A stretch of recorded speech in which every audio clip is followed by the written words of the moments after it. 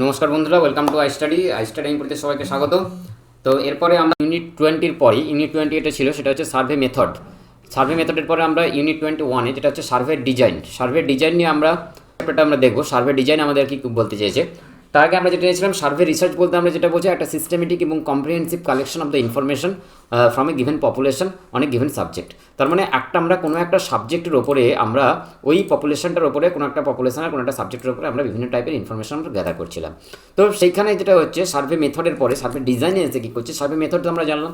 তো সার্ভে মেথডের মধ্যে বিভিন্ন রকম পার্টস আছে which are crucial for its execution and systematic scientific manner. এই সার্ভে মেথডটাকে এক্সিকিউট করতে গেলে আমাদের যেটা লাগছে সেটা হচ্ছে যে একটা ডেসক্রিপশান দেখতে হবে, basic dimensions of A survey আমাদের এই সোশ্যাল রিসার্চের ওপরে। মানে আমাদের সার্ভে ডিজাইনটা কী করছে, সার্ভে মেথডটাকে একটা স্বয়ংসম্পূর্ণ রূপ দিচ্ছে সাইন্টিফিক উপায়, সেটা হচ্ছে সার্ভে ডিজাইন। তো এই সার্ভে ডিজাইন করতে গেলে আমাদের কয়েকটা প্রিলিমিনারি কনসিডারেশন দরকার, মানে প্রাথমিকভাবে আমাদেরকে একটা কনসিডারেশনে আসতে হবে যে এই জিনিসগুলো আমার মেনলি লাগবে সার্ভে ডিজাইন করতে গেলে। আমরা actually 3 types of preliminary design আমরা যেটা জানবো, তার মধ্যে ফার্স্ট পার্ট সেটা হচ্ছে যে পারপাস অফ দ্য এনকোয়ারি। আমরা যখন কোনো জিনিসের একটা সার্ভে করছি, কোনো জিনিসের একটা ডিপে ঢুকে তার মধ্যে কিছু অনুসন্ধান করছি, তখন আমাদের জানতে হচ্ছে যে কী কারণে সেটা করছি, পারপাস অফ দ্য এনকোয়ারি। সেই কারণটা কি, আমাদের প্রশ্ন থাকবে, মানে কী কারণের জন্য আমরা এই সার্ভেটা বা এই রিসার্চটা আমরা করতে আসছি। এবং ক্লিয়ার এবং ওয়েল ডিফাইন্ড অবজেক্টিভস থাকবে, একটা পারপাস থাকবে এবং রিসার্চ কোয়েশ্চেন থাকবে, যেটা কী করছে আমাদের একটা ইনভেস্টিগেশনের মেথডটাকে আমাদের অ্যাপ্রোপ্রিয়েট একটা ডিজাইনে পরিণত করছে, অ্যাপ্রোপ্রিয়েট করছে কিন্তু এই পারপাস অফ এনকোয়ারিটা। মানে আমাদের প্রশ্নটা যদি খুব সুন্দর থাকে তাহলে আমাদের উত্তরটা পেতেও কিন্তু ঠিক ততটাই হবে, আমরা উত্তরটা তত ভালো পাই।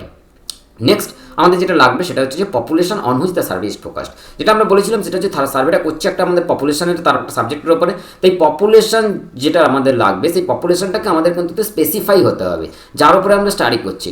এবং যেটা দেখতে হবে সেটা হচ্ছে যে এই টাইপের যে বিভিন্ন লেয়ারের আমাদের পপুলেশন আছে, তার মধ্যে বিভিন্ন লেয়ারের আমাদের সাইজ আছে, সেই এক্স্যাক্টলি সাইজের উপরে কোন লেয়ারের উপরে আমরা একটা স্যাম্পল নিচ্ছি, সেই স্যাম্পলটার উপরে আমরা পপুলেশনটাকে ঠিক করছি, যার উপরে আমরা ফোকাস করে সার্ভে করবো সেটাই সেই পপুলেশনটাকে কিন্তু আমাদের কী করতে হবে, একটা ফোকাসড সার্ভে হতে হবে, একটা স্পেসিফাইং সার্ভে, একটা নির্দিষ্ট সার্ভে তার পপুলেশন তার মধ্যে থাকতে হবে। তারপরে কি হচ্ছে রিসার্চ অ্যাভেলেবিলিটি, এটা 2 নম্বর। এটা হচ্ছে 3 নম্বর হচ্ছে research availability, resource availability, resource availability. Resource বলতে কি বোঝায়, আমাদের বিভিন্ন টাইপের রিসোর্স, আমাদের ফাইন্যান্সিয়াল কস্ট, ম্যান পাওয়ার, তারপরে কি হচ্ছে আমাদের লেবার ইন্টেন্সিভ, অ্যাডিশনাল কস্ট আছে তার মধ্যে, বিভিন্ন কনসিনারিজ কনস্ট্রাকশন। তারপরে আমরা বিভিন্ন রকমভাবে কী করছি, একটা সার্ভে করার জন্য আমাদের পাইলট টেস্টিং হচ্ছে, একটা সার্ভে করতে গেলে বিভিন্ন টাইপের আমরা পাইলট প্রজেক্ট নিচ্ছি, সেগুলো করছি। তারপরে আমাদের প্রিন্টিং লাগছে, পোস্টিং লাগছে, বা বিভিন্ন রকমভাবে অ্যাডভার্টাইজিং লাগছে। তো এইগুলোর হচ্ছে টোটালটাই হচ্ছে ওয়ান টাইপ অফ রিসোর্স। তো এই যে রিসোর্স, আমাদেরকে রিসোর্স সবার আগে ইম্পর্টেন্ট, তার কারণ রিসোর্স না থাকলে তো আমরা সার্ভেটা করতে যেতে পারবো না। আমার কাছে পয়সা নেই, টাকা নেই, ম্যান পাওয়ার নেই, আমি যদি চাই যে একটা ইন্ডিয়ার মতো এত বড় একটা দেশে আমরা টোটালটা একটা জনসংখ্যার সার্ভে নেব, সেটা তাহলে কিন্তু কোনোভাবেই কিন্তু পসিবল হবে না। তো আমাদের মেনলি সার্ভে করতে গেলে আমাদের যেটা লাগলো সেটা হচ্ছে 3টে প্রিলিমিনারি কন্ডিশন লাগলো, মানে প্রাথমিক আমাদের যে যে জায়গা তার উপরেই কিন্তু আমরা সার্ভে করতে পারবো। 1 নম্বর হচ্ছে পারপাস অফ দ্য ইনকোয়ারি, আমরা কী কারণে আমরা সার্ভেটা করতে চাইছি। 2 নম্বর হচ্ছে আমাদের পপুলেশন, কোন পপুলেশনটার উপরে আমরা সার্ভে করব। আর 3 নম্বর হচ্ছে যে আমাদের রিসোর্সটা কী আছে, কোন রিসোর্সের উপরে বেস করে আমরা সার্ভেটা করব, এবং তার জন্য আমরা কী পাবো বা আমাদের কতটা ম্যান পাওয়ার আছে সেটা কিন্তু আমাদের ডিপেন্ড করছে। এরপরে আমাদের যেটা থাকছে সেটা হচ্ছে যে আমাদের কি এই যে সার্ভে ডিজাইনের আমাদের স্টেপ, সার্ভে যে করছি আমাদের সার্ভে রিসার্চ, তাদের যে ফেজেস আছে আর স্টেপও আছে। তো এই যে ফেজেস এবং স্টেপের মধ্যে যেটা আসছে, for a systematic and comprehensive collection of the information about attitude, belief and behaviour of the people. মানে আমাদের অ্যাটিটিউডটা কেমন হবে, বিলিফটা কেমন হবে, এবং ওই যে মানুষ, ওই যে জায়গাটার উপর আমরা কাজ করছি, আমাদের কী হবে, ওর মধ্যে একটা বিহেভিয়ার কেমন থাকবে, মানুষটার মধ্যে একটা শিষ্টাচার কেমন আছে। মানে বিভিন্ন টাইপের আমরা যখন যদি দেখি একটা ভাস্ট জায়গার উপরে যখন আমরা কাজ করি, তখন আমরা দেখতে পাই কি বিভিন্ন মানুষের কিন্তু অ্যাটিটিউড আলাদা, বিভিন্ন মানুষের রিলিজিয়ান আলাদা, বিভিন্ন মানুষের বিলিফ আলাদা। এটার একটা সিস্টেমেটিক এবং কম্প্রিহেন্সিভ কালেকশনের ইনফরমেশন কালেকশনটাই হচ্ছে আমাদের সার্ভে রিসার্চ। তো এই সার্ভে রিসার্চটাকে আমরা কি করছি, অ্যাকচুয়ালি আমরা শুরু করি অনেকটা থিওরিটিক্যালি বা অ্যাপ্লাইড রিসার্চের মাধ্যমে। আমরা আগে পড়াশোনা করলাম সেই জিনিসটা, তার উপরে কিন্তু আমরা সার্ভে করতে নামলাম, কিন্তু যখন আমরা শেষ করতে যাচ্ছি তখন কি হচ্ছে, একটা এম্পেরিক্যাল এক্সপেরিমেন্ট হয়ে যাচ্ছে, এম্পেরিক্যাল মেজারমেন্ট করছি। এম্পেরিক্যাল মেজারমেন্ট মানে হচ্ছে একটা নলেজ আমাদের গ্যাদার হচ্ছে, একটা নলেজের উপরে কিন্তু মেজারমেন্টটা চলছে, এবং ডেটা অ্যানালাইসিস আমরা করে দিচ্ছি। যে থিওরিটিক্যাল করলো, আমরা কিন্তু আলটিমেট এক্সপেরিমেন্টাল কাজটা কিন্তু আমাদেরকে করতে হচ্ছে এম্পেরিক্যাল এবং ডেটা অ্যানালাইসিসের মাধ্যমে।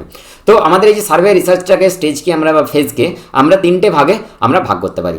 1 নম্বর হচ্ছে design and the planning phase, প্রথমে কি করছি, সবার আগে আমরা যখন একটা কাজ করতে নামছি সবার আগে আমাকে বুঝতে হবে এই জায়গার উপরে আমরা এই কাজের উপরে কি কাজটা করবো। তাহলে কি হচ্ছে, এখানে একটা ডিজাইন আমার তৈরি করতে হচ্ছে যে এই জায়গাটাতে আমাকে প্ল্যান ডিজাইন করতে হচ্ছে এবং প্ল্যান করতে হচ্ছে।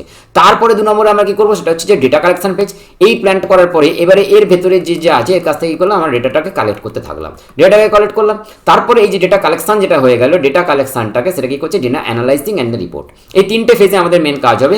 1 নম্বর আমাদের হচ্ছে ডিজাইনিং বা প্ল্যানিং, 2 নম্বর হচ্ছে ডেটা কালেকশন, আর 3 নম্বর হচ্ছে data analysis and the reporting. তো 1 নম্বর আসছে design and the planning phase. Design and the planning ফেজের মধ্যে আমরা যেটা করতে চাইছি সেটা হচ্ছে কি রিসার্চ কোশ্চেন ফর্মুলেশন। আমরা কি করছি, রিসার্চ কোশ্চেন, এই যে একটা আমরা টোটাল যে জায়গাটা নিয়েছি এইটা আমাদের ডিজাইনিং এবং প্ল্যানিং এর মধ্যে রিসার্চ কোশ্চেন, এর ভেতরে যে কোশ্চেন আছে, রিসার্চ যে কোশ্চেনগুলো আছে, রিসার্চ কোশ্চেন আমরা ফর্মুলেট করছি। 2 নম্বরে আমরা কি করছি, 2 নম্বর সার্ভে রিসার্চ ডিজাইনটাকে আমরা ডিসাইড করছি। তারপর প্রথমে যেটা করলাম রিসার্চ কোশ্চেন ফর্মুলেশন, আমাকে সবার আগে যেটা লাগবে ফার্স্ট আমাকে কোশ্চেন ঠিক করতে হবে আমরা কোন বিষয়ের উপর রিসার্চ করছি। 2 নম্বর যেটা লাগবে সার্ভে রিসার্চ যেটা করবো এই কোশ্চেনের বেসিসে সেটাকে আমাকে ডিসাইড করে ফেলতে হবে। 4 নম্বর কি হচ্ছে ড্র দ্য স্যাম্পল। আমরা কি করলাম, যখন আমরা রিসার্চের জন্য ডিজাইন করে ফেললাম, আমরা এই জায়গাটার উপরে কাজ করবো, এবার স্যাম্পলটাকে আমরা টানাচুর করবো। তারপরে কি করবো, ডেটা গ্যাদার করবো। তারপরে ওই স্যাম্পলটার উপরে কি করছি আমরা বিভিন্নভাবে আমরা ডেটা গ্যাদার করলাম যে এই ডেটাগুলো আমরা পাচ্ছি, ডেটা গ্যাদার করলাম। ডেটা গ্যাদার করার যে কোশ্চেনিয়ার কনস্ট্রাকশন, এই যে ডেটাটা আমরা পেলাম, এই যে ডেটা পেলাম, এই ডেটার মধ্যে থেকে আমরা বিভিন্ন টাইপের কোশ্চেন পেয়েছি। কারোর হয়তো পভার্টি আছে, কারোর শেল্টার আছে, কারোর এডুকেশন আছে। এই যে কোশ্চেনিয়ার কনস্ট্রাকশন, কোশ্চেনিয়ার বলতে বলেছিলাম যে নিজে নিজেকে উত্তর দিচ্ছে, যেরকমভাবে যে প্রশ্ন একটা থাকছে তার উপরে কিন্তু সেলফ অ্যান্সার হচ্ছে, তাকে বলা হচ্ছে কোশ্চেনিয়ার কনস্ট্রাকশন। সেটা কিন্তু আমাদেরকে ডিজাইন এবং প্ল্যানিংই করতে হবে। এই যখন এতগুলো কাজ আমরা থিওরিটিক্যালি করে ফেললাম, তারপর আমাকে যেটা করতে হচ্ছে সেটা হচ্ছে পাইলট সার্ভে আমরা শুরু করতে হবে। মানে ছোট এই জায়গার উপরে দুটো একটার উপরে আমরা পাইলট শুরু করবো, যে লোকটাকে বলে দেখলাম আমাদের কি হচ্ছে, এডুকেশনের উপর ব্যাপক আছে, রিলিজিয়াস কি আছে বা কালচার কি আছে, তার উপর আমরা পাইলট সার্ভেটা করলাম। 7 নম্বর আছে finalising the survey instrument. Finalise করে ফেললাম এতগুলোর পরে, সেটা হচ্ছে যে সার্ভে যে ইনস্ট্রুমেন্টগুলো ইউজ করি সেটা ফাইনালাইজ করলাম। তারপরে ট্রেনিং টু দ্য ইনভেস্টিগেটর, মানে আমি আমার ম্যান পাওয়ার হিসেবে যাদেরকে কাজে লাগাবো তাদেরকে কিন্তু কী করতে হবে, তাদেরকে প্রপার ট্রেনিং দিয়ে পাঠাতে হবে। তার কি করছে গিয়ে ডেটা কালেকশন করছে আমার জায়গা থেকে। তো ট্রেনিংটাও কিন্তু ইম্পর্টেন্ট জিনিস। তো আমাদের ডিজাইনিং এবং প্ল্যানিংয়ের মধ্যে যেটা থাকলো, ফার্স্ট নম্বর হচ্ছে কোশ্চেন ডিজাইন, 2 নম্বর হচ্ছে decide the survey research design, survey রিসার্চটা ডিজাইন করে ফেললাম। 3 নম্বর যেটা করবো ড্র দ্য স্যাম্পল, স্যাম্পলটাকে ড্র করলাম। 4 নম্বর হচ্ছে ডেটা গ্যাদারিং টেকনিক, স্যাম্পলটাকে ড্র করার ফলে আমরা কী করলাম, ডেটাটাকে যে ডেটাগুলো আমাদের লাগবে সেটাগুলোকে আমি গ্যাদার করলাম। 5 নম্বরে আমরা কী করলাম, কোশ্চেনের কনস্ট্রাকশন করলাম। 6 নম্বরে আমরা তাদেরকে পাইলট সার্ভে করলাম। পাইলট সার্ভে করে দেখলাম যে এই যে কোশ্চেনিয়ার পেয়েছি তার মধ্যে কী কী পাচ্ছি। এই পাইলট সার্ভের পরে ফাইনালাইজিং দ্য সার্ভে ইনস্ট্রুমেন্ট, আমরা আলটিমেট সার্ভে ইনস্ট্রুমেন্ট এতগুলো যে কাজ করেছিলাম তার মধ্যে থেকে ফাইনালাইজে এলাম যে পাইলট প্রজেক্টের পরে আমরা যেগুলো অবস্ট্রাকলগুলো সেটা প্রতিবন্ধকতাগুলো বাদ দিয়ে দিলাম। বাদ দেওয়ার পর আমরা ফাইনালাইজ করলাম, আচ্ছা এইটা হচ্ছে আমাদের ফাইনাল যেটা ড্রাফট, আমরা এর উপরে সার্ভে করতে ঢুকবো। তারপরে লাস্টে লাগছে এই ড্রাফট তৈরি করে আমরা কি করছি, ট্রেনিং দেবো এবার আমার লোককে, training of the investigator training দিচ্ছি যে তোমরা গিয়ে এবার সার্ভে করো। নেক্সট যেটা আসছি আমি, আলটিমেট আমার যখন একটা ম্যান পাওয়ার নিয়ে আমার টোটাল রিসোর্স কমপ্লিট হয়ে গেল, থিওরিটিক্যাল কাজ হয়ে গেল, প্ল্যানিং আমার সম্পূর্ণ হয়ে গেল, তারপরে আমরা হচ্ছে ডেটা কালেকশানে। ডেটা কালেকশানে এসে আমরা যেটা করবো সেটা হচ্ছে ডেটা কালেকশানে আমাদের যেটা কাজ থাকবে সেটা হচ্ছে যে locating and locating the respondents. মানে আমি সবার আগে দেখবো যে আমি যে রেসপন্ডেন্টটার উপরে কাজ করছি সেই রেসপন্ডেন্ট লোকেট কোথায় আছে, যার উপরে আমি সার্ভে করতে যাচ্ছি, আমি যে স্যাম্পেলটা নিচ্ছি স্যাম্পেলটার লোকেটিংটা কোথায় আছে, লোকেশনটা কোথায় আছে, যার উপরে আমরা কাজ করছি, যে তাদেরকে প্রশ্ন করবো তাদের লোকেশনটা কোথায়, সেখানেই তো আমাদেরকে যেতে হবে ডেটা কালেকশন করতে। তারপরে accessing the respondents and the field setting, মানে এই যে রেসপন্ডেন্ট তাদের অ্যাক্সেসটা কীভাবে করবো, অথবা আমি ফোনের মাধ্যমে করতে পারি দূর থেকে বসে, অথবা আমরা এটা কী করতে পারি, ওর কাছে গিয়ে আমরা কিন্তু ফিল্ডে গিয়ে আমরা ওর কাছে কিন্তু ডেটা কালেকশনটা করতে পারি। অ্যাক্সেসটা কী করছিস আমাকে দেখতে, প্রথমে লোকেট করবো, তারপরে অ্যাক্সেস করবো, তারপর supervision and monitoring of the main survey. তারপরে এসে কী করবো, আমার সুপারভিশন চলবে, যে কোনো সার্ভে ধরো টাইম অনুযায়ী হচ্ছে, তাহলে কী করতে হবে, যে আমাকে সুপারভাইজ করতে হবে যে এই কেমনভাবে সার্ভেটা হলো, আর কীভাবে করা যেতে পারে, বা আর কী কী ইনস্ট্রুমেন্ট ইউজ করা যেতে পারে যাতে বেটার আরও রেজাল্ট পাওয়া যায়, সেটা কিন্তু সুপারভাইজ এবং মনিটরিংটা করতে হবে এই ডেটা কালেকশনের ফেজে। তারপরে কী হবে, ডেটাটা কিন্তু একটা স্বয়ংসম্পূর্ণ সমৃদ্ধ ডেটা একটা আমরা খুঁজে পাবো। লাস্ট যেটা আমরা পাবো যে সার্ভে রিসার্চের ফেজের মধ্যে সেটা হচ্ছে ডেটা অ্যানালাইসিস। যখন আমরা ডেটা কালেকশন করে নিয়ে চলে এলাম, তারপর কি করছি আমরা data analysis and the report format তৈরি করবো। রিপোর্ট কীভাবে করবো, প্রথমে এডিটিং করে নেবো, যে ডেটাকে পেয়েছি তাকে করে এডিট করতেই হয় সব কিছুতেই, তো এডিট করে নিলাম। তারপরে তাকে কোডিং ওয়াইজ সাজিয়ে নিলাম, তারপরে তাকে করলাম ট্যাবুলেট করলাম, কোডিং দেওয়ার পরে তাকে ট্যাবুলেশন করলাম, অ্যানালাইসিস করলাম, তারপরে তাকে একটা রিটেন খুব সুন্দরভাবে প্রচ্ছদে আমরা লিখে ফেললাম যে এই ব্যাপারে এই হচ্ছে, আমি এই কালেকশন করে এই পেয়েছি। ক্লিয়ার? তো এইটা হচ্ছে মেজর 3 স্টেপস যার উপরে আমাদেরকে এই সার্ভে ডিজাইনটা করতে হচ্ছে, সেটা হচ্ছে প্ল্যানিং, ডেটা কালেকশন এবং data analysis and the reporting.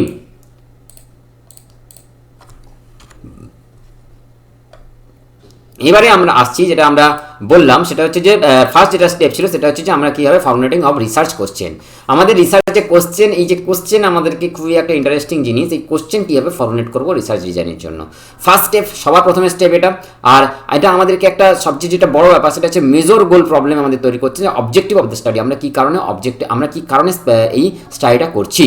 আমাদের হচ্ছে কোশ্চেন হবে, আমাদের অবশ্যই কোশ্চেন থাকবে precede to the selection of the survey method of the data collection, আমরা কী কারণে এক্স্যাক্ট কারণে সার্ভে করতে যাচ্ছি, ডেটা কালেকশন নিতে যাচ্ছি, তার জন্য একটা কম্প্রিহেন্সিভ প্রশ্ন থাকবে, টু দ্য পয়েন্ট প্রশ্ন থাকবে। আর একটা ফর্মুলেট করতে হবে research question at the beginning of the survey, সবার আগে কিন্তু আমাদের রিসার্চ কোশ্চেনটাকে ফর্মুলেট করে নিতে হবে। তারপর টাইপস, আমাদের বিভিন্ন টাইপের রিসার্চ কোশ্চেন হতে পারে।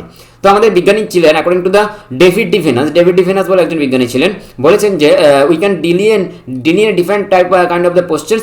এক নম্বর কোশ্চেন যেটা হচ্ছে ডেসক্রিপটিভ রিসার্চ কোশ্চেন, একটা আমাদের কী করছে, রিসার্চ কোশ্চেনটা ডেসক্রিপটিভ থাকছে, মানে আমাদেরকে একটা ব্যাখ্যামূলকভাবে দিতে হবে। আর এটা হচ্ছে এক্সপ্লেনেটরি রিসার্চ কোশ্চেন, একটা কি হচ্ছে এক্সপ্লেন করছে।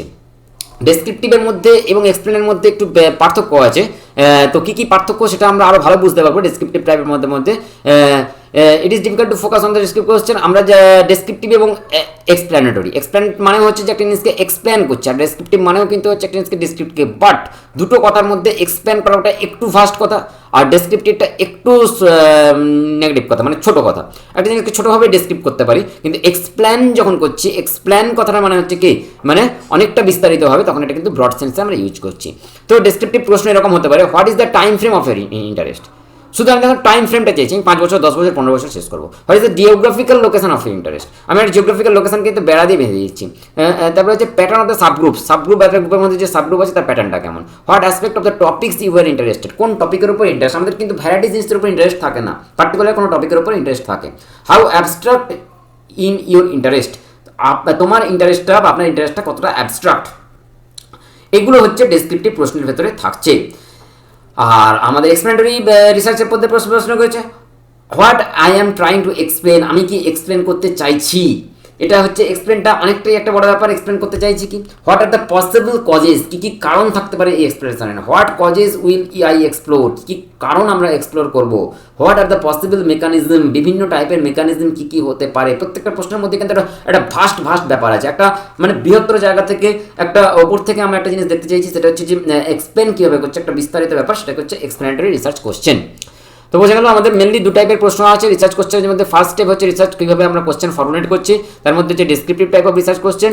ডেভিড ডিভস বলে যিনি ছিলেন, তিনি এই কথাটাই বলেছেন, একটা হচ্ছে ডেসক্রিপটিভ আর একটা হচ্ছে এক্সপ্লেনেটরি রিসার্চ কোশ্চেন। তারপরে যেটা আছে, তারপর হচ্ছে সার্ভে রিসার্চ ডিজাইনটাকে কী করা হচ্ছে, আমরা কী করছি, আমরা survey research design after the formulation of the research question, আমরা কী করলাম, রিসার্চ কোশ্চেনটাকে ফর্মুলেট করলাম। রিসার্চ কোশ্চেন যখন আমার তৈরি হয়ে গেল, তখন যেটা করছি সেটা হচ্ছে যে আমরা সেই রিসার্চ ডিজাইনটাকে আমরা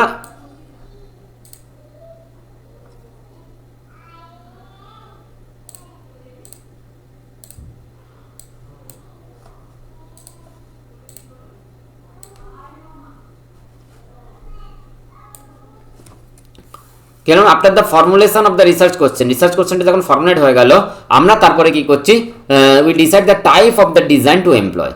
রিসার্চ কোশ্চেনটা হওয়ার পরে কি করছি, আমরা ডিজাইন তৈরি করব, সার্ভে রিসার্চ ডিজাইন, এরপরে আসছে আমাদের ফর্মাল কোশ্চেনটার পরে সার্ভে রিসার্চ ডিজাইন করতে হবে। তো রিসার্চ ডিজাইন সার্ভেটাকে আমরা দু টাইপে ভাগ করছি, আমরা সার্ভে রিসার্চটাকে একটা অবয়ব আনতে হবে, একটা ডিজাইন আঁকতে হবে, যে এই অবয়বের ভেতরে আমি কিন্তু রিসার্চটাকে করতে চাইছি। এই ডিজাইনটা দু টাইপের, একটা হচ্ছে এক্সপেরিমেন্টাল আর একটা হচ্ছে ডেসক্রিপটিভ। তো এক্সপেরিমেন্টাল বলতে বোঝায় যেটা হচ্ছে যে আমাদের এনভায়রনমেন্টাল অ্যারেঞ্জমেন্ট থাকবে, এক্সপেরিমেন্টের মাধ্যমে করব, rely on the 2 or more groups of participate অথবা অবজারভেশন, দুটো অথবা বেশি উপরে কাজ করবো, কারণ তার ফলে কী হবে, বিভিন্ন টাইপের এনভায়রনমেন্ট বিভিন্ন জায়গায় কাজ করে। তাহলে এক্সপেরিমেন্ট করতে গেলে যখন প্রকৃতির সঙ্গে একেবারে ডাইরেক্ট মানুষের সঙ্গে কাজ করছি, তখন কিন্তু আমাদের এক্সপেরিমেন্টটা বেটার হচ্ছে।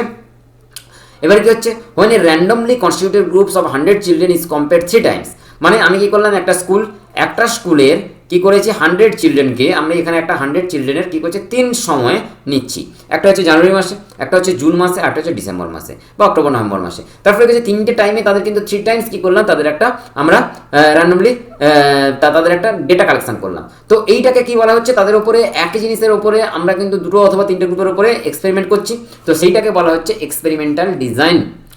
এরপরে হচ্ছে descriptive design produces information on groups অথবা ফিনোমেনা দ্যাট অলরেডি এক্সিস্ট বলতে কি কোনো এখানে নতুন গ্রুপ করে ক্রিয়েট হবে না, আমাদের যে গ্রুপটা আছে অলরেডি এক্সিস্ট আছে, আমাদের ধরো সুন্দরবনের ম্যানগ্রোভ, সুন্দরবনের যে ম্যানগ্রোভ এটা তো অলরেডি আছে। তো এর উপরে যে রিসার্চটা হচ্ছে এটাকে বলা হচ্ছে ডেসক্রিপটিভ। এর উপরে আমরা ডিজাইন যেটা রিসার্চ করতে যাবো তার যে ডিজাইন তাকে বলা হচ্ছে ডেসক্রিপটিভ ডিজাইন। এটা হচ্ছে যে কল্ড অবজারভেশনাল অ্যান্ড এক্সপ্ল্যানেটরি ডিজাইন, বিভিন্নভাবে অবজার্ভ করা হচ্ছে এবং তাকে এক্সপ্লেন করা হচ্ছে। তো আমরা এইভাবেই আমরা পেলাম, যেটা হচ্ছে যে আমাদের সার্ভের যে রিসার্চ ডিজাইন এটাকে আমরা দুভাগে ভাগ করলাম। সিমিলারলি আমরা কোশ্চেনটাকেও দুভাগে ভাগ করেছিলাম, রিসার্চ ডিজাইনটাকেও কিন্তু আমরা দুভাগে ভাগ করলাম, একটা হচ্ছে এক্সপেরিমেন্টাল আর হচ্ছে ডেসক্রিপটিভ। তারপরে এবারে আসছি এই যে এক্সপেরিমেন্টাল ডিজাইনটাকে আমরা কীভাবে আমরা করতে পারবো সেটা নিয়ে আমরা একটা বিস্তারিত আলোচনা করে নেব। তার মধ্যে দেখা যাক সেটা হচ্ছে যে আর্লিন ফিঙ্ক যেটা বলেছে 1995 সালে, এক্সপেরিমেন্টাল ডিজাইন আর characteristic by comparing two or more groups, দুটো অথবা তার বেশি গ্রুপের মধ্যে হবে, at least one of which is experiment. দুটো গ্রুপের মধ্যে হচ্ছে যার মধ্যে একজনের মধ্যে কিন্তু অ্যাটলিস্ট দুটো মিনিমাম থাকতেই হবে, 3টে 4টে তার মধ্যে থাকবে, তার মধ্যে at least one is experimental, other is control or comparison groups. এদের মধ্যে কিন্তু আদারগুলোকে হচ্ছে কম্প্যারিজন করা হচ্ছে, মানে এটার উপরেই আমি এক্সপেরিমেন্ট করছি আর বাকিগুলোকে এটার সঙ্গে এটা, এটার সঙ্গে এটা, এটার সঙ্গে এটা, এর মধ্যে কিন্তু আমি কম্পেয়ার করছি। দেয়ার আর ডিফারেন্ট টাইপ অফ কন্ট্রোলস। এই যে কন্ট্রোলটা করছি ডিফারেন্ট টাইপের কন্ট্রোল হতে পারে। 1 নম্বর কন্ট্রোল কি? Concurrent control. কনকারেন্ট মানে হচ্ছে একই টাইপের, তাকে বলা হচ্ছে কনকারেন্ট। মানে each groups are assembled at the same time, মানে একই টাইপের দুটো গ্রুপ এইটাকে নেওয়া হচ্ছে একই সময়ের মধ্যে, দুটো গ্রুপ মধ্যে সেম অ্যাসেম্বলড আছে, তাকে বলা হচ্ছে একই টাইপের, সেটা তাকে বলা হচ্ছে concurrent not randomly assign to the group, যেটা হচ্ছে র্যান্ডমলি অ্যাসাইন নয়। তারপরে হচ্ছে 2 নম্বর যেটা হচ্ছে নন ইকুইভ্যালেন্ট কন্ট্রোলস অথবা নন র্যান্ডমাইজড কন্ট্রোলস, যেটা হচ্ছে যে কি নন ইকুইভ্যালেন্ট বা trial quasi experimental non equivalent controls to the group, there concurrent groups which are participants are not randomly assign to the group. Thirdly হচ্ছে self control. A group is surveyed at 2 different times. Self-controlled groups, a group is surveyed at 2 different times. These equal pre-measure, post-measure, and a longitudinal and a before-after design. Historical control, which make use of the data collection for participants in other ways. Historical control কি করছে? যেটা কি করছে, আমাদের আগের যে কন্ট্রোলটা করা হতো কোনো একটা ডেটা কালেকশনের জন্য, সেই কন্ট্রোলটাকেও আবার মানে বর্তমান যে সার্ভে করা হচ্ছে সেখানেও কিন্তু ইউজ করা হচ্ছে। Finally combination of all consistent of concurrent controls, মানে আমাদের আগের, বর্তমান এবং নতুন যে কম্বিনেশনের আমরা কন্ট্রোল করেছি সব টাইপেরই আমাদের কিন্তু নেওয়া হচ্ছে। তো এই টাইপের কন্ট্রোল গেল। মোটামুটি একটা প্রশ্নপত্রে তোমাদেরকে যেটা লিখতে হবে, একটা ওভারঅল জানা থাকলো ডিজাইন বলা হচ্ছে, তার মধ্যে control mainly concurrent control, non equivalent control, self control, historical control জানা হলো, আর বাকিগুলো সবগুলোর একটা অ্যামালগামেশন করে তার একটা কম্বিনেশন করা হলো। All of the experimental design longitudinal designs are used quite often in social research. Longitudinal ডিজাইনটাকে আমাদের যে এক্সপেরিমেন্টাল ডিজাইন করা হয়েছে তার মধ্যে লংগিটিউডিনাল ডিজাইন বলতে কি বোঝায় সেটাকে কিন্তু আমাদের সোশ্যালি ম্যাক্সিমাম ক্ষেত্রে আমরা কিন্তু ইউজ করি সোশিওলজিক্যাল যখন আমরা রিসার্চ করি। তো এই লংগিটিউডিনাল ডিজাইনটা কি, সেটা হচ্ছে যে ডেটাটাকে কি করছি, systematically collected over period of the months অথবা years in such a way that it is possible to observe trends in attitude or behaviours over the specific period. মানে আমাদের একটা নির্দিষ্ট সময়ে আমাদের একটা ট্রেন্ড অথবা অ্যাটিটিউড যেটা আছে বা একটা বিহেভিয়ার কোনো একটা টাইপের কালেকশন, দুটো একটা টাইপের পপুলেশনের তার একটা সিস্টেমেটিক্যাল কালেকশন একটা পিরিয়ড ধরে তাকে বলা হচ্ছে লংগিটিউডিনাল ডিজাইন।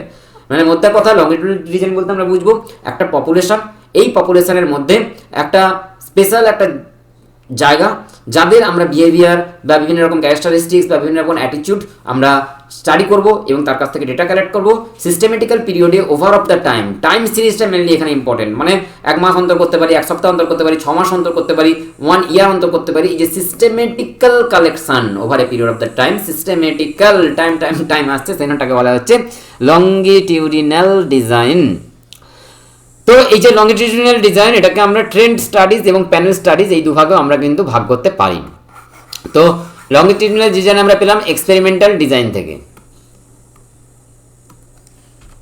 এবারে আমরা যেটা দেখবো সেটা হচ্ছে যে এই যে লংগিটিউডিনাল যেটা ডিজাইন সেটা হচ্ছে কি, আমরা বললাম দুটো টাইপের লংগিটিউডিনাল ডিজাইন আমরা করতে পারি। একটা হচ্ছে প্যানেল স্টাডিজ বলতে আমরা যেটা বুঝি সেটা হচ্ছে কি, the same respondents are interview 2 or more times, মানে একই রেসপন্ডেন্টকে একই স্কুলের একই ছাত্রছাত্রীদের 2 অথবা 3 বার সময় বা তার বেশি সময় হতে পারে তাদের কাছ থেকে কী হবে, রেসপন্ডেন্ট তাদের কাছ থেকে বিভিন্ন রকম প্রশ্ন করা হবে, বিভিন্ন রকম জিজ্ঞাসা করা হবে বা ইন্টারভিউ করা হবে, মানে একটা প্যানেল ওয়াইজ হবে, তখন তাকে বলা হচ্ছে প্যানেল স্টাডি। ট্রেন্ড স্টাডি কি বলা হচ্ছে, 2 or more different samples are drawn at different times from the same population। মানে আমি একটা স্কুলে যদি দেখি, এই স্কুলের মধ্যে যে আমার ধরো এখানে 100টা ছাত্রছাত্রী আছে, এর মধ্যে থেকে আমি কি করলাম, ডিফারেন্ট স্যাম্পল এর মধ্যে থেকে 10 করে ভাগ করে নিলাম। কারণ নেওয়া হলো জানুয়ারি মাসে, কারণ নেওয়া হলো জুন মাসে। এখানে কি করা হচ্ছে, সবগুলোই নেওয়া হচ্ছিল জানুয়ারি মাসে অথবা সবগুলোই নেওয়া হচ্ছিল আগস্ট মাসে। এখানে করা হচ্ছে কি, এইটাতে একটাতে নেওয়া হচ্ছে জানুয়ারি মাসে আর একটাতে নেওয়া হচ্ছে কবে, জুন মাসে। তো এই যে আলাদা আলাদা আমরা ট্রেন্ডে, বিভিন্ন রকম ট্রেন্ডে করেছি একই স্যাম্পলের ওপরে, তাকে বলা হচ্ছে কি ট্রেন্ড স্টাডি।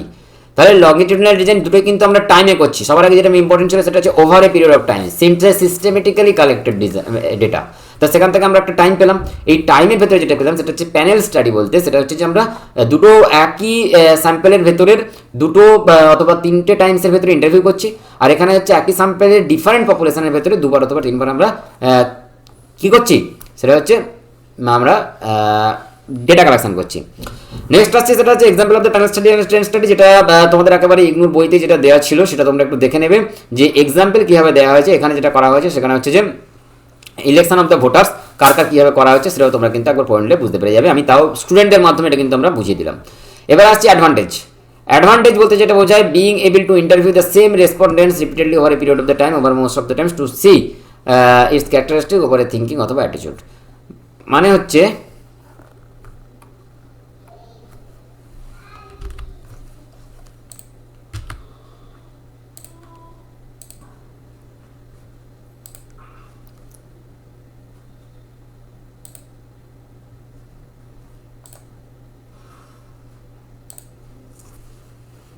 এরপরে আমাদের যেটা লাগবে সেটা হচ্ছে অ্যাডভান্টেজেস অফ প্যানেল স্টাডিজ। আমাদের অ্যাডভান্টেজ কী কী আছে যে প্যানেল স্টাডি করতে গেলে, প্যানেল স্টাডি আমরা যেটা করলাম তার কী কী অ্যাডভান্টেজ আছে, being able to interview the same respondents repeatedly over a period of the time. আমরা কি বলেছি, একটা পিরিয়ড অফ দ্য টাইমের মধ্যে একই রেসপন্ডেন্টের ওভার ইন্টারভিউ করা যাচ্ছে।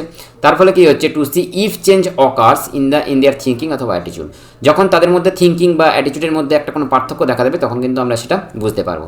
দে permit much more information to be collected about each respondents that is visible through other design. They permit করবে মাচ মোর ইনফরমেশন, অনেকটা বেশি ইনফরমেশন নেবে to collect about each respondents. প্রত্যেকটা রেসপন্ডেন্ট থেকে অনেক কিন্তু বেশি ইনফরমেশন তারা গ্যাদার করতে পারবে একটা নির্দিষ্ট সময়ের মধ্যে। Avoid a heavy dependence on the memory of the respondent, যে অ্যাভয়েড করতে পারবে, ডিপেন্ডেন্ট থাকবে না তার যে রেসপন্ডেন্ট কথা বলছে তার উপরে, কারণ সে তো বিভিন্ন টাইমে বিভিন্ন সময় তার একটা ইনফরমেশন দিচ্ছে। তার ফলে এটা হবে সে বিভিন্ন টাইমে ওভার একটা পিরিয়ডের ভেতরে কী হচ্ছে, আমরা একটা ওভারঅল ইনফরমেশনটা পেয়ে যাচ্ছি। ডিসঅ্যাডভান্টেজ কী আছে, সিম্পল স্যাম্পল মোটালিটি, মানে আমাদের যে স্যাম্পলটার উপরে কাজ করছি যদি সেই স্যাম্পলটা কোঅপারেশন না করে অথবা ডেথ হয় অথবা চেঞ্জ হয় তার রেসিডেন্স, তাহলে কিন্তু ওই স্যাম্পলটার উপরে কিন্তু আমরা কাজ করতে পারবো না। তারপরে কি আরেকটা 2 নম্বর, সেটা হচ্ছে লং টাইম নিচ্ছে। তার ফলে কী হচ্ছে, কস্টটাও বেড়ে গেছে। যত আমরা সময় নিচ্ছি 1 ঘন্টা, 1 বছর, 2 বছর, 3 বছর ধরে কোনো একটা স্যাম্পলে যখন কাজ করছি, তো ওই স্যাম্পলে কাজ করতে গেলেও তো আমাদের তার প্রতি একটা কস্ট লাগছে, তো সেই কস্টটাও কিন্তু তার এতে আমাদের বেড়ে যাচ্ছে। এরপরে আসছি আমরা ডেসক্রিপটিভ ডিজাইন। ডেসক্রিপটিভ ডিজাইনের মধ্যে আমরা যেটা পেয়েছিলাম, তার মধ্যে যেটা পেলাম সেটা হচ্ছে যে এক্সপেরিমেন্টাল ডিজাইন পেলাম, আর হচ্ছে আমরা সবার আগে যেটা দেখেছিলাম কি এক্সপেরিমেন্টাল ডিজাইন। সার্ভে ডিজাইনকে দুভাগে ভাগ করেছে, একটা এক্সপেরিমেন্টাল ডিজাইন। এক্সপেরিমেন্টাল ডিজাইনের মধ্যে আমরা যেটা পেয়েছিলাম লংগিটিউডিনাল ডিজাইন পেয়েছিলাম। লংগিটিউডিনাল ডিজাইনকে দুভাগে ভাগ করেছিলাম, প্যানেল ডিজাইন আর হচ্ছে ট্রেন্ড ডিজাইন, প্যানেল স্টাডি আর হচ্ছে ট্রেন্ড স্টাডি। তার অ্যাডভান্টেজ ডিসঅ্যাডভান্টেজ দেখার পরে আমরা এবারে 2 নম্বরে যেটা আসছি সেটা হচ্ছে কি ছিল, সেটা হচ্ছে যে আমাদের ডেসক্রিপটিভ ডিজাইন। ডেসক্রিপটিভ ডিজাইন বলতে আমরা বুঝতে পারছি এখানে কিন্তু ডেসক্রিপশনটা ইম্পর্টেন্ট আছে। এই ডেসক্রিপটিভ ডিজাইন যেটা থাকছে এক্সপেরিমেন্টালের পরে যেটা ডেসক্রিপটিভ ডিজাইন, সেটার মধ্যে কি থাকছে, ক্রস সেকশনাল ডিজাইন থাকছে, আর হচ্ছে আমাদের কোহরেট ডিজাইনটা আছে, কোহর ডিজাইন থাকছে। ক্রস সেকশন ডিজাইন কি কোথায় আসছে, ডেসক্রিপটিভের ক্ষেত্রে। আর লংগিটিউডিনাল ডিজাইন আসছে, লংগিটিউড মানে কি হচ্ছে এরকম লম্বা লম্বিটাকে লংগিটিউড, বা ক্রস সেকশন বলতে এরকমটাকে বলছে। তো আমাদের কি করা হচ্ছে, ক্রস সেকশনাল ডিজাইন হচ্ছে ডেসক্রিপটিভের মধ্যে আসছে। ক্রস সেকশনাল ডিজাইনটা কাকে বলছে, the data is collected at one point in time. ডেটাটা কালেক্ট করা হচ্ছে একই সময় টাইমের ভেতরে। Most frequent use of the most fundamental design in the survey research, এটা হচ্ছে সিঙ্গেল শর্ট সার্ভে। মানে কি করছি, একই সময়ে একটা জায়গার ওপরে আমরা ডেটাটা কালেক্ট করে নিচ্ছি, এটাকে হচ্ছে cross section design. Cross section মানে যখন আমরা গাছের গুঁড়ি যদি ধরি, গাছের গুঁড়ি এরকম একটা তো গাছটা কিন্তু লংগিটিউডিনাল, কিন্তু এর যে ক্রস সেকশন গুঁড়িটা হচ্ছে যে কি ক্রস সেকশন। তো ক্রস সেকশনটা দেখা যাচ্ছে কি একটা টাইমে আমাদের কিন্তু একটা পিরিয়ডের টাইমে কিন্তু এটা তৈরি হচ্ছে, তারপরে পিরিয়ড অফ টাইমে এইটা তৈরি হচ্ছে, তারপরে পিরিয়ড টাইমে এইটা তৈরি হচ্ছে। এইখান থেকে আমরা বুঝতে পারছি কোনটা লংগিটিউডিনাল আর কোনটা ক্রস সেকশন। তো ক্রস সেকশনে কি পেলাম আমরা, একটা টাইমের ভেতরে ডেটা কালেক্ট হচ্ছে, এর ফলে কি হচ্ছে সিঙ্গেল শটস আমাদের সার্ভে হয়ে যাচ্ছে। এটা এর ফলে যেটা আমাদের যেটা সুবিধা হচ্ছে, appropriate most appropriate for making interface of the characteristics of the population, যার যেখানে আমরা ড্রন করি সেটার মধ্যে একটা আমাদের ওই পপুলেশনের ক্যারেক্টারিস্টিক্সটা অ্যাপ্রোপ্রিয়েট পাচ্ছি। আর যেটা পাচ্ছি relationship between variables at that point at the time data is collected. এই রিলেশনশিপ আমরা একটা এই পয়েন্টে যখন আমরা ডেটাটা নিচ্ছি তখন এখানকার ডেটার মধ্যে কিন্তু একটা রিলেশন আমরা খুঁজে পাচ্ছি। For example, a survey of current people's choice of a political party is cross sectional survey. মানে আমরা যখন একটা পলিটিক্যাল পার্টির যখন আমরা সার্ভে করছি কারেন্ট পিপলস চয়েস, একটা টাইমিং করছি তো, কারণ ভোটের আগে অথবা পরে যখন করছি, ভোটের আগে যদি করি এই সময় করেছি, ভোটের পরে করলে আমি এই সময় করছি। বিভিন্ন লোকের আমাদের মানুষের যে তাদের যে ওপিনিয়ন, সেটা কিন্তু পলিটিক্যাল পার্টির যে সার্ভে, সেটা কিন্তু আমাদের একটা ক্রস সেকশনাল ডিজাইনের মেথডে পড়ছে। অ্যাডভান্টেজ কি থাকছে? অ্যাডভান্টেজ যেটা থাকছে, classified a sample into many quite different সাবগ্রুপসের মধ্যে ভাগ করছে to explore separate dimensions of the research topic. Cross sectional ডিজাইনের টু ইম্পর্টেন্ট লিমিটেশনস আছে। এক নম্বর হচ্ছে it is difficult to establish the time order of the variable. Establish কী করছে? The time order of the ভেরিয়েবলের টাইম অর্ডারটাকে ঠিক করছে। It is difficult to analyse over the time. এটা হচ্ছে ওভার দ্য টাইমে অ্যানালাইজ করাটা এর কাছে কিন্তু একটা ডিসঅ্যাডভান্টেজ হিসাবে কাজ করছে। অ্যাডভান্টেজ যেটা আমরা পেলাম সেটা হচ্ছে যে একই সময়ের মধ্যে আমরা একটা researcher can classify a sample into many quite different subgroups to explore the separate dimensions of a research topic. একটা রিসার্চার বিভিন্ন সাবগ্রুপের মধ্যে ভাগ করে নিচ্ছে একটা সময় যখন আমরা কালেকশনটা পাচ্ছি, বিভিন্ন ডেটা ভাগ করে নিচ্ছে।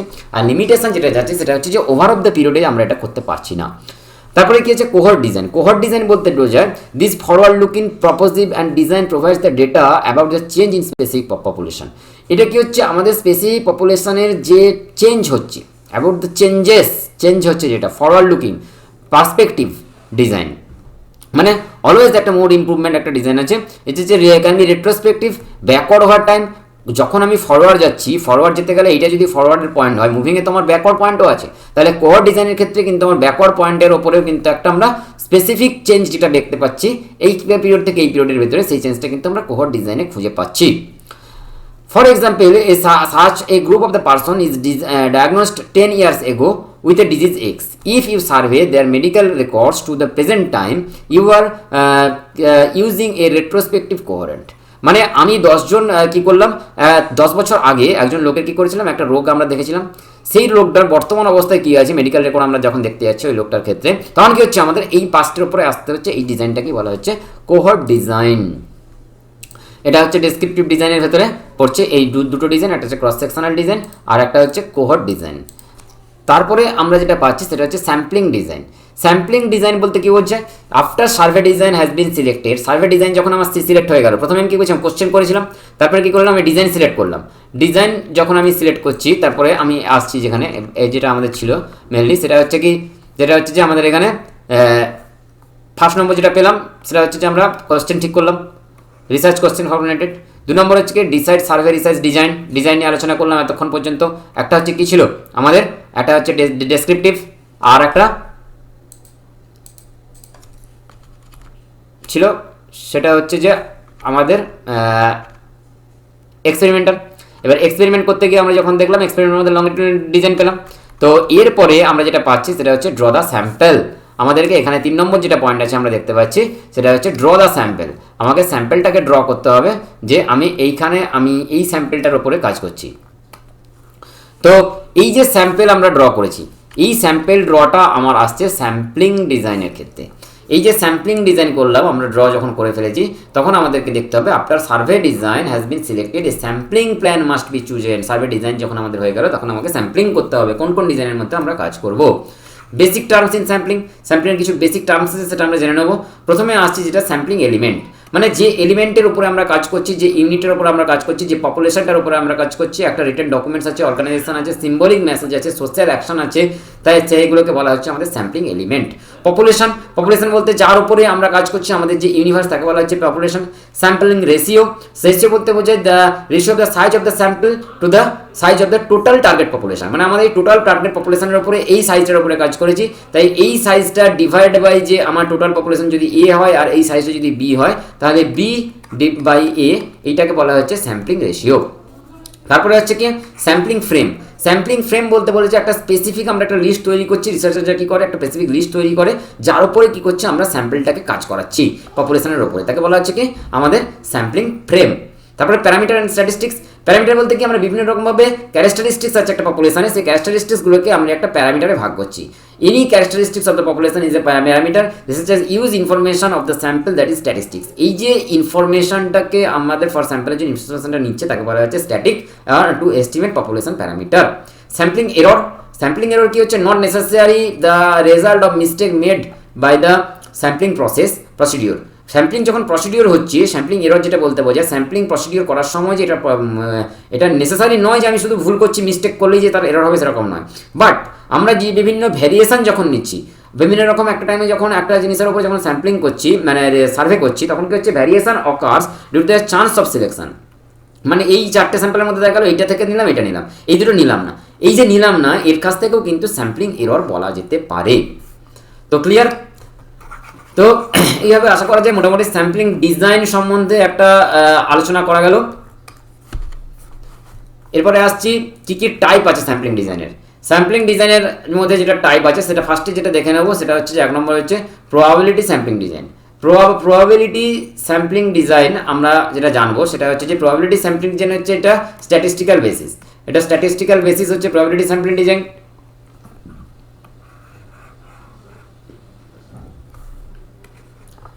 কি করছে? Statistical basis for stating that a sample is representative to the large population. একটা লার্জ পপুলেশনের রিপ্রেজেন্টেটিভ হিসেবে কি করছে? প্রবাবিলিটি স্যাম্পলিং ডিজাইনটা থাকছে।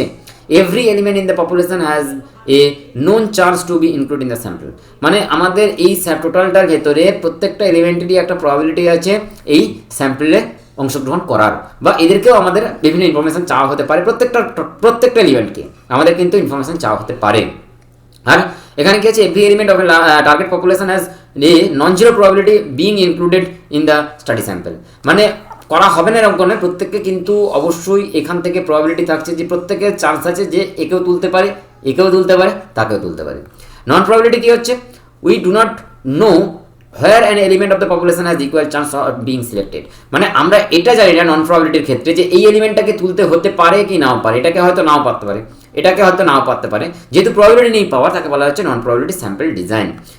drawn on the basis of the judgment regarding the characteristics of a large population। আমরা কোন জাজমেন্টের ওপরে আমরা এই স্যাম্পল এই ডিজাইনটা তৈরি করছি তার উপরে ডিপেন্ড করছে নন প্রবাবিলিটি স্যাম্পলটা আমরা কীভাবে নেব। আর কিছু কিছু যেটা দেখা যায় আমরা যে eligible target population have a chance to be chosen or not. আমরা যে টার্গেট পপুলেশন নিয়েছি সেখান থেকে একটা চান্স আছে, এটা চুজ করা যেতে পারে অথবা নাও যেতে পারে। তারপরে আসছি আমরা প্রবাবিলিটি স্যাম্পলিং প্রসিডিওরের মধ্যে, সেটা হচ্ছে কি simple random sampling. Simple random sampling বলতে আমরা যেটা বুঝি, সিম্পল র্যান্ডম স্যাম্পলিং মানে হচ্ছে আমাদের each members equal chance to be selected. মানে আমাদের প্রত্যেকটা মেম্বারের সমান চান্স আছে সিলেক্ট হওয়ার। প্রত্যেকটা মেম্বার যেটা আমরা বলছিলাম সেটা হচ্ছে সমান চান্স আছে সিলেক্ট হওয়ার, তাকে বলা হচ্ছে সিম্পল র্যান্ডম স্যাম্পলিং।